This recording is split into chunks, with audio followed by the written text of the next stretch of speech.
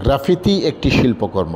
গ্রাফিতির মাধ্যমে সারা দেশের শিক্ষার্থীরা বিভিন্ন দেয়ালে তাদের মনের ভাব ও বিবিধ ঘটনাকে তুলির আঁচড়ে ফুটিয়ে তুলছেন। বৈষম্য বিরোধী ছাত্র আন্দোলনে শেখ হাসিনা সরকারের পতনের পর নতুন বাংলাদেশ গড়ার প্রত্যয় ব্যক্ত করেন তরুণরা। সেটির অংশ হিসাবে মূলত আন্দোলনের শহীদদের স্মরণ করে তাদের এই কর্মযজ্ঞ। স্লোগান, পতাকা, বিবিধ অবয়ব যেন চোখের সামনে ভাসছে।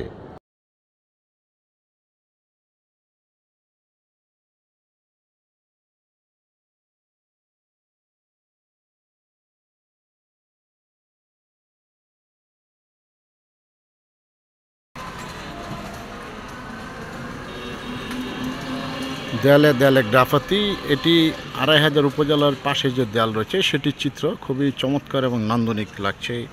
এই তাদের যে আলপনা।